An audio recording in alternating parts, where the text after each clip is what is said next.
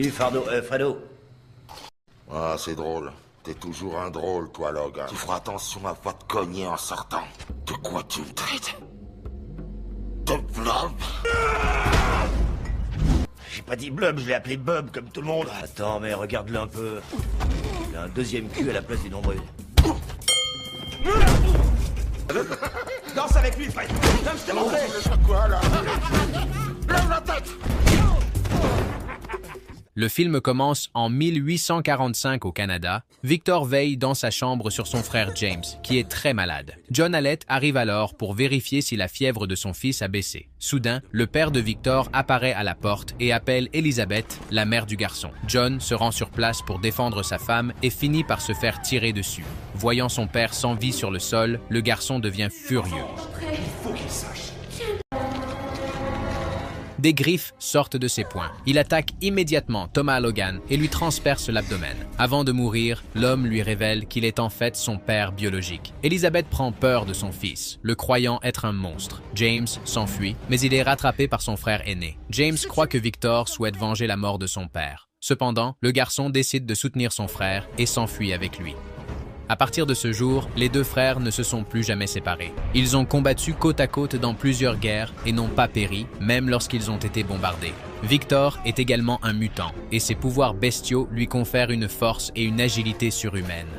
Cependant, au fil des ans, il est devenu un homme violent qui fait du mal aux gens pour le simple plaisir. Son frère, qui a pris le nom de Logan, n'approuve pas son comportement et tente de l'arrêter. Mais lorsqu'il voit Victor entouré d'autres soldats, il décide de se ranger à ses côtés. En conséquence, ils sont tous deux condamnés à mort. Comme ils sont incapables de mourir, ils sont enfermés dans une minuscule cellule et pensent qu'ils passeront le reste de leurs jours, jusqu'à ce qu'ils reçoivent la visite du major William Stryker. Cet homme leur offre la possibilité de quitter cet endroit pour rejoindre son équipe de mercenaires. Ils montent à bord d'un avion pour se rendre à leur première mission et, à l'intérieur de l'appareil, ils rencontrent leurs nouveaux collègues. Parmi eux se trouve Wade, le sabreur considéré comme un soldat parfait, et son seul défaut, selon Stryker, est qu'il est trop bavard. L'équipe atterrit au Nigeria. On est là pourquoi? Alerte! Des intrus dans le périmètre! Les mains derrière la tête!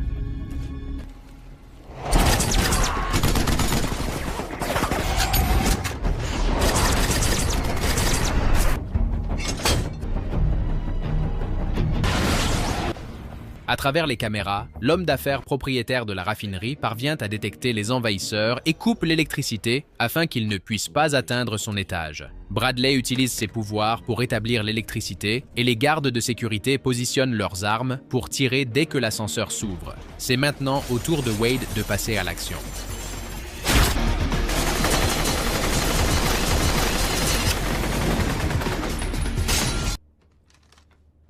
Ça, si j'étais vous, je le ferais pas.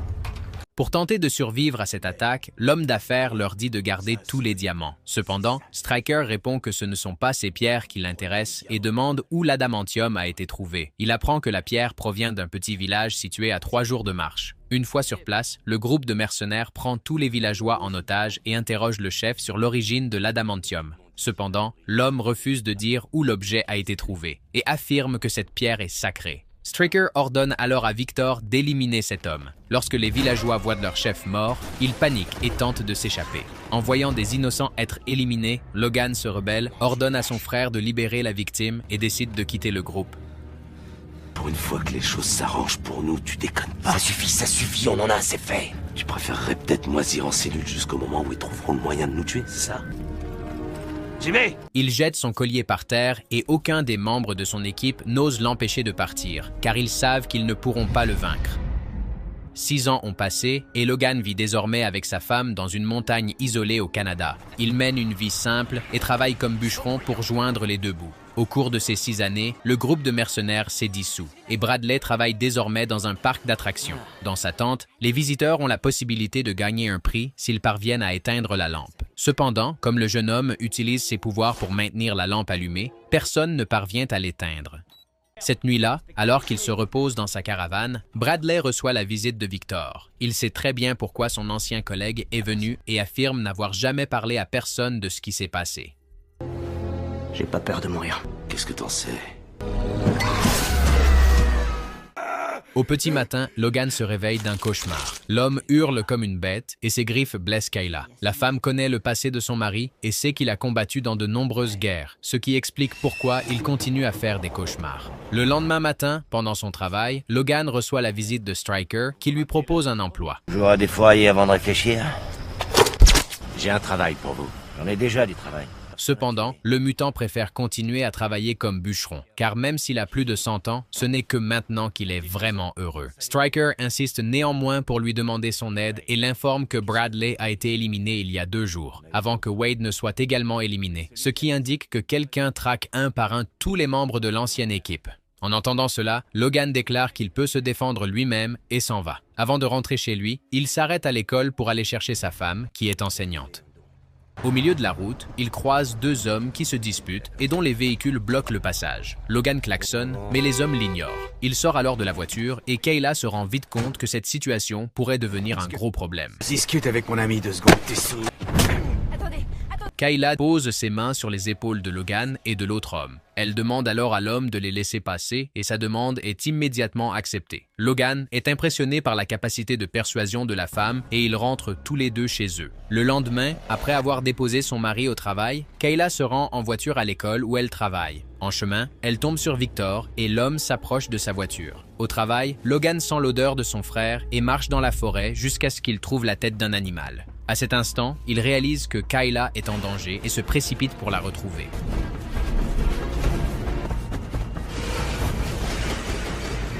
Lorsqu'il arrive sur la route, il trouve la voiture vide et couverte de marques de griffes semblables à celles d'un animal. Il la cherche dans la forêt et trouve son corps gisant sur le sol. Logan a du mal à croire ce qui s'est passé et sombre dans le désespoir. Lorsqu'il réalise que la seule femme qu'il ait jamais aimée a été éliminée par son frère, il se met à sa poursuite. Il le retrouve dans un bar. Victor l'attendait déjà et prétend qu'il devait éliminer Kayla pour attirer l'attention de son frère.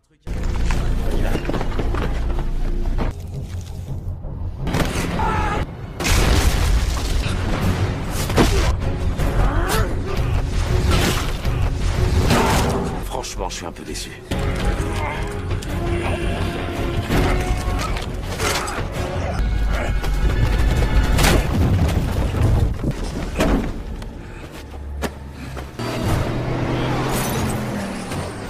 J'ai rien en commun avec toi. Oh que si. Logan est gravement blessé et a dû être transporté aux urgences. C'est quoi, un canular? Où il est? Attendez! À ce moment-là, Stryker apparaît et Logan s'en prend à lui. Il pense que c'est la faute de Stryker. Sa femme est morte, mais l'homme prétend qu'il n'était pas au courant. C'est Victor qui a exécuté les anciens membres de son équipe. Logan souhaite se venger de son frère, mais Stryker lui assure qu'il n'est pas assez fort pour le vaincre. Il ajoute ensuite qu'il peut donner à Logan le pouvoir dont il a besoin pour éliminer n'importe quel ennemi. En entendant cela, le mutant décide d'accepter son aide et Stryker l'emmène dans son laboratoire. Il lui promet qu'après l'intervention, Logan sera indestructible. Il raconte qu'après des années de recherche, il a finalement réussi à trouver le composant qu'il cherchait en Afrique. À partir de ce matériau, leurs scientifiques ont créé un alliage métallique très résistant. Stryker rend son ancien collier à Logan, mais le mutant dit qu'il en veut un nouveau avec le nom Wolverine dessus. Les scientifiques commencent alors à appliquer l'adamantium sur le squelette de Logan, qui se met à se tordre de douleur. Son rythme cardiaque s'accélère de manière incontrôlable, et Stryker commence à s'inquiéter. Après tout, il a investi 500 millions de dollars pour transformer ce soldat en une arme invincible. Quelques minutes plus tard, le cœur de Logan s'arrête complètement et tout le monde le croit mort. Soudain, son cœur recommence à battre et les scientifiques constatent que la procédure est une réussite. Lors d'une conversation avec Maverick, Stryker révèle qu'il prévoit d'utiliser l'ADN de Logan et ordonne à ses scientifiques d'effacer sa mémoire. Ce que personne ne réalise, c'est que Logan a tout entendu et décide de s'enfuir pour empêcher que les souvenirs de Kayla ne soient effacés. Le mutant sort ses griffes et se lève. Les gardes tentent de l'empêcher de s'enfuir, mais Logan est désormais plus fort que jamais. Il détruit les portes du laboratoire et saute dans la cascade. Stryker ordonne à Maverick de le poursuivre et de le détruire. Ce jour-là, un couple de personnes âgées arrive à leur ferme après une visite en ville. Ils aperçoivent un homme nu qui entre dans la grange. Travis prend son fusil et trouve Logan fatigué et transi de froid. Vous seriez pas drogué quand même. Non. Allez, venez à la maison. Le vieil homme lui donne une couverture pour se couvrir et l'invite chez lui. Après avoir pris une douche, Logan enfile les vêtements du fils décédé du couple et contemple ses nouvelles griffes. Tout va bien là-dedans? Très bien, merci. Lorsqu'il arrive dans la cuisine, il s'excuse pour ce qui s'est passé et leur assure qu'il paiera l'évier cassé. Après le dîner, Wolverine retourne dans la grange pour passer la nuit. Le lendemain matin, Travis lui rend visite et lui donne la vieille veste de son fils. Il demande ensuite au jeune homme s'il aimerait faire un tour sur sa moto. Et Heather arrive avec le petit déjeuner. Peu après, Travis est également touché et meurt dans les bras de Logan. L'arme 10 est dans la grange.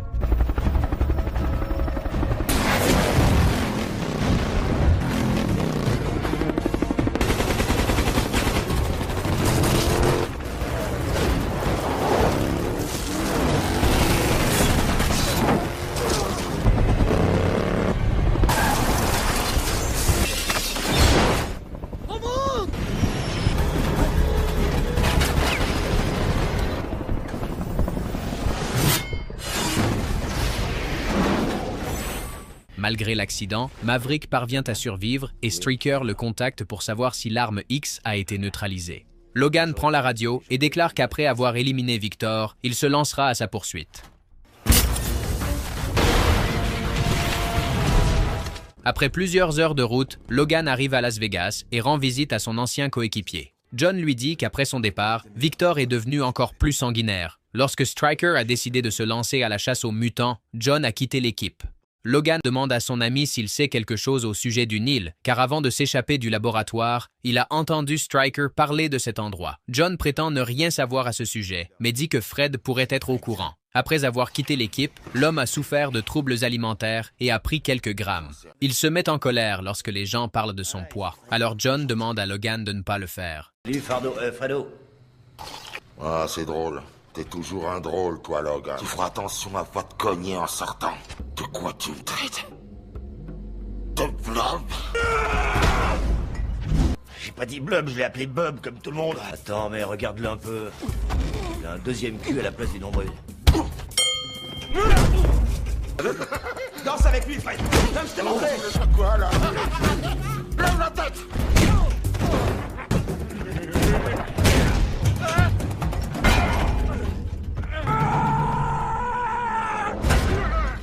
Alors, où il est, Victor? Lorsque Fred se réveille, il lui demande où se trouve son frère et apprend que Victor travaille avec Stryker sur l'île. Le duo capture des mutants et les emmène dans cet endroit isolé où ils mènent des expériences sur eux. En entendant cela, Logan comprend que Kayla a été éliminée afin qu'il accepte de participer à l'expérience. Fred ne peut pas révéler l'emplacement de cette île, mais il dit qu'un jeune homme a réussi à s'en échapper une fois. Il s'agit de Remy, plus connu sous le nom de Gambit.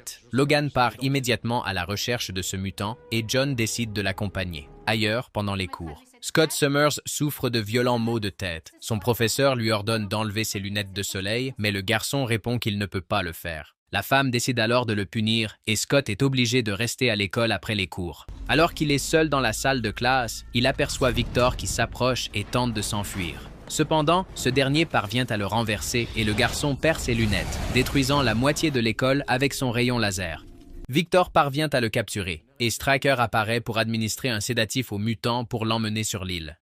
La nuit, Logan et John trouvent Gambit en train de jouer au poker dans une boîte de nuit. Pendant que Logan va lui parler, John attend dehors et tombe sur Victor. Il découvre qu'il vient d'éliminer Fred. En apprenant cela, John est furieux et a l'intention de venger son ami. Cependant, Victor parvient à anticiper ses attaques.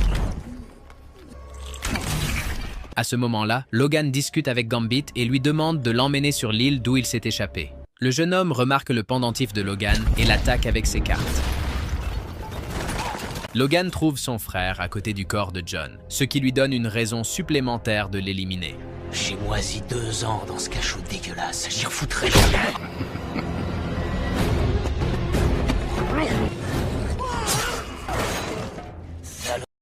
Logan le transperce avec ses griffes et s'apprête à l'éliminer lorsque Gambit apparaît et les attaque avec son bâton. Quelques secondes plus tard, Victor se relève et profite de cette occasion pour s'échapper. Logan tente de le poursuivre, mais il est arrêté par Gambit, qui est déterminé à l'éliminer. Le garçon ne veut pas risquer d'être ramené sur l'île où il a vécu les pires jours de sa vie.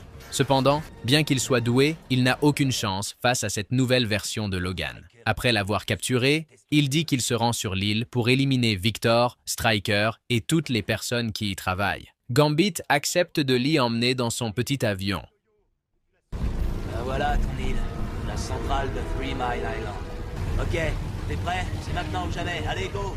Lorsque l'avion approche de l'île, Logan saute dans l'eau et envahit le complexe. En arrivant au laboratoire où se trouve Stryker, il lui demande pourquoi il a voulu le transformer en arme. L'homme lui répond qu'il avait besoin de l'ADN de Logan pour le mutant légendaire. Il construisait un personnage nommé Deadpool. Grâce à lui, Stryker et son équipe ont réussi à terminer l'arme 11. Pendant qu'ils discutent, Kayla apparaît derrière Logan qui n'en croit pas ses yeux. Il pense qu'il s'agit d'un mutant déguisé, mais Stryker affirme que c'est bel et bien sa femme. Le jour de sa mort supposée, Kayla a reçu une injection d'une substance qui ralentit son rythme cardiaque et donne l'impression que la personne est morte. Elle avait été contrainte de le faire parce que sa sœur était coincée sur cette île. Emma a une peau aussi dure que du diamant, et Kayla a la capacité d'hypnotiser toute personne qu'elle touche. Stryker affirme que Logan a été séduit dès le début et que rien de ce qu'ils ont vécu n'était réel. En entendant cela, la femme a les larmes aux yeux, mais elle ne peut rien nier. Sinon, sa sœur en subirait les conséquences. C'est que j'aurais dû m'en rendre compte. Ce jour-là, je me suis trahi. Ça n'arrivera plus jamais. Lorsque Logan part, Kayla demande à Stryker de libérer sa sœur, car elle a respecté sa part du marché. L'homme lui avait promis que si elle l'aidait, Emma serait libérée. Cependant, Stryker répond qu'il doit la garder encore un peu pour ses expériences, car il n'a trouvé personne d'autre avec la même mutation qu'elle. À ce moment-là, Victor apparaît, furieux que Stryker ait laissé partir Logan. Kayla essaie d'utiliser ses pouvoirs pour le contrôler. Cette fois, tu meurs pour de vrai. Prise de tête, ça marche pas avec moi, ma belle. Victor!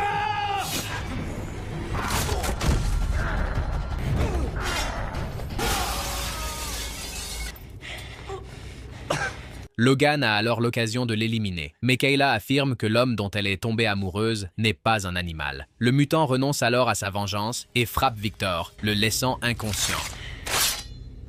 Kayla lui assure ensuite qu'elle n'a pas manipulé Logan pour qu'il l'aime, car ce qu'ils ont vécu était réel. Elle explique qu'elle a été contrainte d'agir ainsi pour que rien de mal n'arrive à sa sœur, et Logan décide d'aider Kayla à la sauver. Stryker ordonne aux scientifiques d'activer l'arme 11, bien que la procédure ne soit pas encore terminée. Voyant tous ces mutants enfermés dans des cages, Logan les libère et s'enfuit avec eux.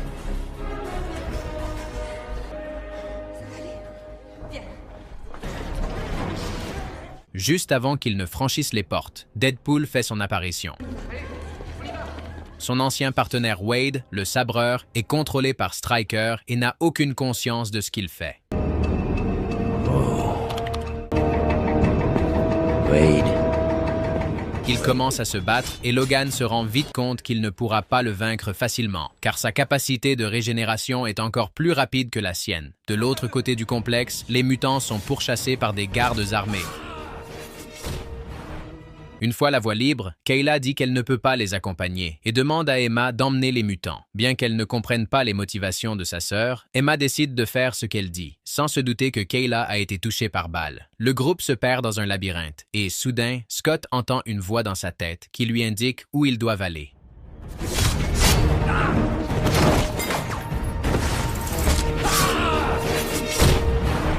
Logan escalade la tour pour échapper à ce monstre, mais Deadpool se téléporte en une seconde et apparaît derrière lui. La créature transperce Logan avec ses épées et s'apprête à l'éliminer lorsque Victor apparaît. Il affirme que lui seul peut éliminer son frère et combat Deadpool à ses côtés. Deadpool les attaque tous les deux en même temps, et juste au moment où Victor croit l'avoir attrapé, celui-ci se téléporte et apparaît de l'autre côté.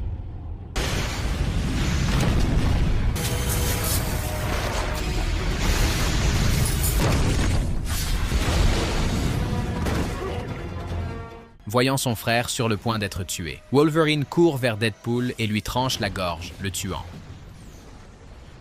En dernier recours, Stryker a l'intention de s'en prendre lui-même à Logan et lui tirer dans la tête avec une balle en adamantium. L'homme sait que cela ne suffira pas à l'éliminer car son cerveau se régénérera. Cependant, ses souvenirs seront perdus et Wolverine ne reviendra pas pour se venger. Lorsque la tour s'effondre, Victor et Logan doivent sauter, alors que le mutant tombe au sol. Il se rend compte qu'il est sur le point d'être écrasé par plusieurs tonnes de béton, mais Gambit apparaît et détruit le fragment de la tour avec son bâton. Il y a des gamins à évacuer de l'île. On se sépare, vas-y. Je m'en occupe. Et là, Je t'aime, Logan. dois te soigner un peu.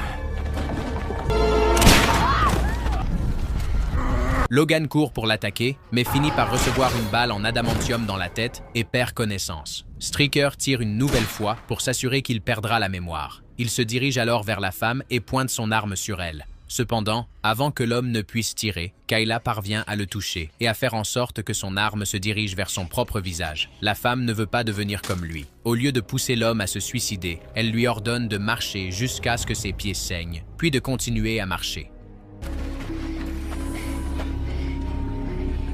Je m'appelle Charles Xavier. Je suis mutant, comme toi.